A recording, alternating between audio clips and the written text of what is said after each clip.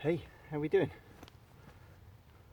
Hope you're all well, and if you're taking the time to watch this vid, then that's really appreciated.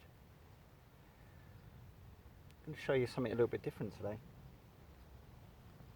I'm going to take you over. I've just come out of one little wood up here. I've been trying to track some deer, but they're just getting spooked, really spooked. But I've come over to I'm going to take you over to another tiny little copse, a little wood here that's got something interesting in it. So I'm going to pop my pack on and I'm going to take you down there. Come and join me. Oh, sorry guys. So right in the distance, about 3 miles away, it's where I live, Stevenage. And I'm just a couple of miles away from another town, Hitchin. It's full of woods. It's absolutely full of woods. I'm going to show you this little wood over here, and it's got something pretty cool. Something that I've actually known for over, I don't know, I reckon it must be 25 years now. I've never really taken the time to sort of explore the woods between, and that's what I've been doing today.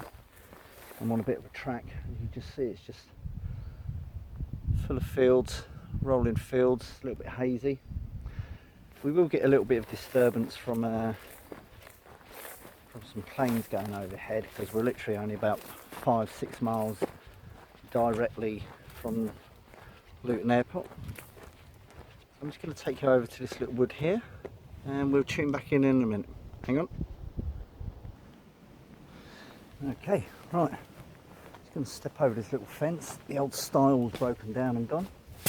And I'm just going to take you into where we'll have a bit of a brew and a spot of lunch. Hey, just caught the camera. Sorry guys. There we go. Sorry about that. So you can start to see the remains of some old flint walls. And where I've come to is the remains of Minsden Chapel. Now, Minsden Chapel was built in the 14th century, and by about the 17th century it was already in disrepair, I think due to the nature of what it was built. Here's one of the last bits of the flint wall remaining. Although marriages did still occur into the 18th century. Now, down here is a relaid marker stone, a gravestone, and I'll come back to that in a minute. So we're just about to go in. Just going to turn you around so you can walk in. So yeah, they stopped doing marriages here by the 18th century, and it's just been in disrepair. Here we are. So that's the back wall. A lot of the walls have actually gone. There's only little bits of them. There's another bit there, and there's another corner there, and another corner. Just come back up here. Now I've been riding past this since the 1990s, and there was over there still remnants of an arch into the doorway here, but that was finally come down in about 2008. There's still a fair bit of the wall here, which would have had a little window in it apparently, reading some of the reports. It's pretty cool, eh? It's pretty cool. So yeah, I've been riding past this and stopping in and having a look on the bike and that for years and years. I brought my mate Michael here when he was back in December, so I've come out. It's pretty clean and tidy actually. You know, someone's made a little fire pit there, and obviously burnt around. Obviously it's flint, and what they obviously don't understand is that flint under real heat will crack and explode, so you know, they're not to really know that. But I'm going to pop you down, so let's just pop this down a second. Let's just pop that there. Yeah, a bit more of an even ground actually. Sorry guys.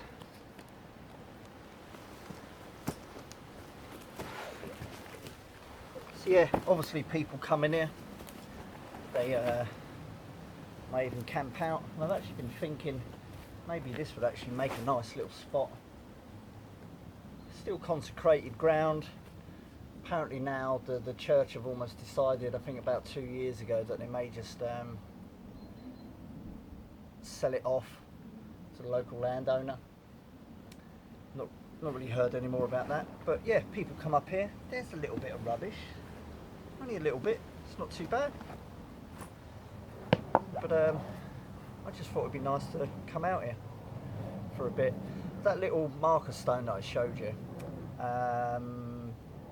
that is where the ashes were scattered and they put a marker down. It was originally standing up, but vandals destroyed it, so they relaid it where they kicked it over and it's been relaid flat.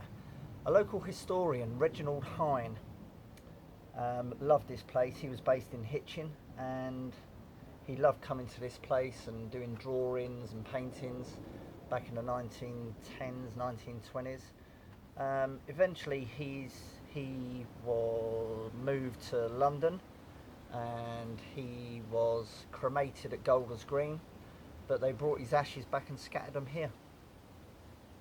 There is tales of him haunting the place, you know, it's still consecrated ground, but I don't really sort of believe any of that. I'm just going to pop you on pause a minute. I'm going to get a brew going. I'm going to fire up the old stove. Hang on a second.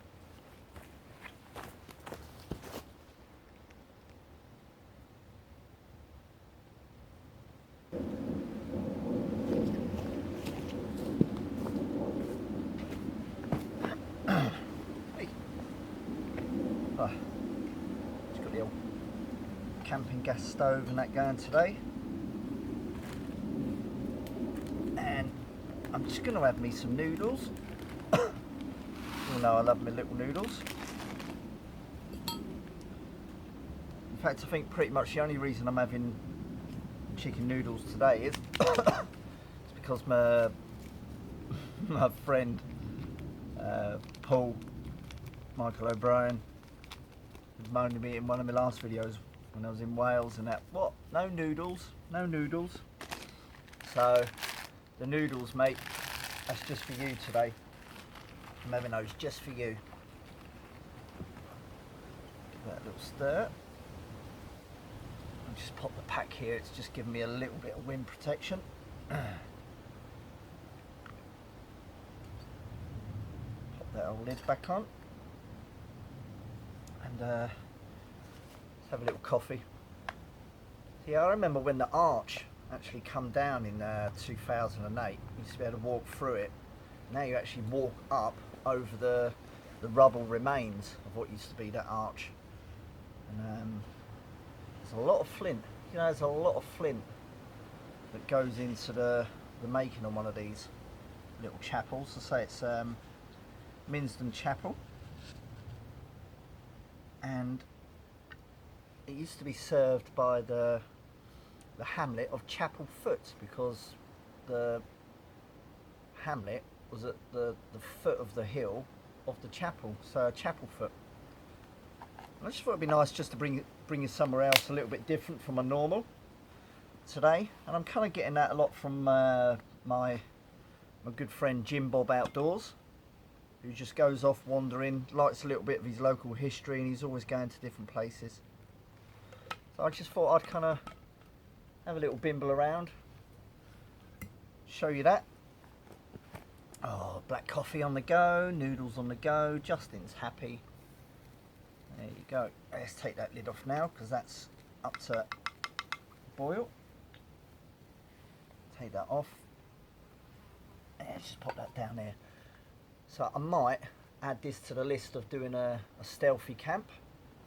The beauty of it is, in the little copse, it's really overgrown and that at the moment with stinging nettles in. It's full of hazel, absolutely full of hazel, live and dead, decaying hazel. There'll be no shortage of timber for having a little fire. Also, around here, there's a lot of elderberry. There's a lot of elder and some of that's dying down as well, and elder burns really well, so I wouldn't be short of timber if I was to come up here. I wouldn't be bothered about staying out here at night in an old chapel. I'm not superstitious, but yeah, I just thought it's just somewhere a little bit different to show you today. So I'm gonna just carry on with my noodles, have my coffee. That's pretty much it, just something a little bit different. I say it's a great place. It's just a shame to see the walls starting to come down. And yeah, I remember it when it used to be a lot more intact, but you know, it's been around over 600 odd years. It's going to come down eventually if it's not maintained, and slowly it is going. There's only one more arch left that's intact, and I think that will go in time as well, which is a shame. But it's life, life moves on. Anyway guys, thanks for tuning in. Loving the feedback and the response and the likes that I get from you guys, so keep hitting me up, and yeah, share the channel, spread the word, and I'll do likewise for any of your channels as well. I'll catch you later on. Bye.